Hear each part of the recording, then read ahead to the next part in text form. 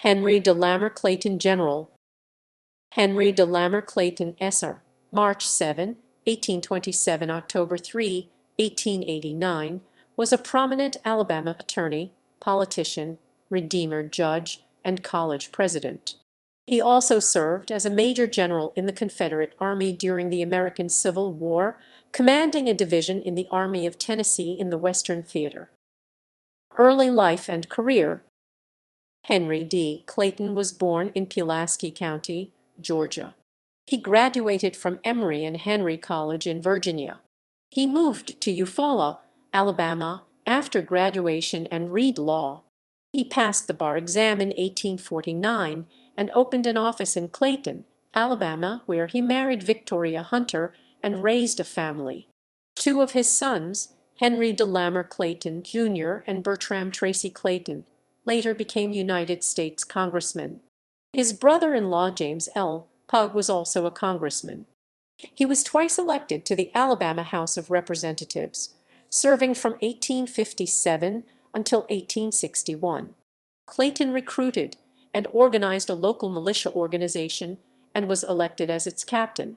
Among his subordinate officers was future fellow Civil War General William W. Adams.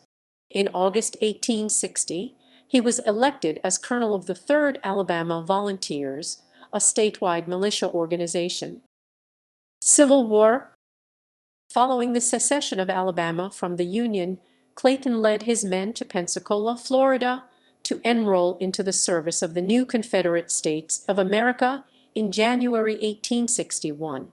Their services were initially not needed, but Clayton was subsequently ordered to take command of all incoming Alabama volunteer troops as they assembled in Pensacola. The 1st Alabama Infantry was formally mustered into Confederate service in late March, with Clayton as its first colonel. The regiment saw combat over 2 days, of which the 1st Alabama performed admirably at the Battle in the Bay for Port Barrancas. In January 1862, Clayton resigned his commission and returned to Alabama. There, the governor authorized him to raise a new regiment for Confederate service, the 39th Alabama. Clayton was appointed as its first colonel, and the regiment joined the brigade of Brig. General Franklin Gardner. Clayton's first significant campaign was as a part of the army of Braxton Bragg during his 1862 Kentucky campaign. Clayton's regiment fought at the Battle of Stones River in the early winter as a part of the brigade of Brig. General Zechariah Deas. Clayton suffered a severe wound, but recovered and was promoted to brigadier general in April 1863. He was assigned command of a brigade previously led by Alexander P. Stewart, consisting of the 18th, 32nd, 36th, 38th, and 58th Alabama regiments. Clayton was active in a number of subsequent campaigns and battles, including Chickamauga and Chattanooga.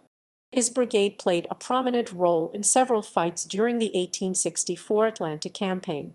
Following the Battle of New Hope Church, Clayton was promoted to major general and assigned command of Stewart's division in the Army of Tennessee, where it participated in the unsuccessful Franklin-Nashville campaign. In April 1865, during the Carolinas campaign, Clayton resigned his commission and returned home a victim of chronic stress. Postbellum career. With the fall of the Confederacy, Clayton resumed his law practice. In May 1866, he was elected as a circuit court judge. Like so many other former Confederates, he was removed from his office by the Reconstruction government. He was twice reelected as judge in 1874 and 1880. In 1886, Clayton accepted a position as the president of the University of Alabama, a role he held until his death in Tuscaloosa, Alabama, in the fall of 1889. He is buried in Eufaula.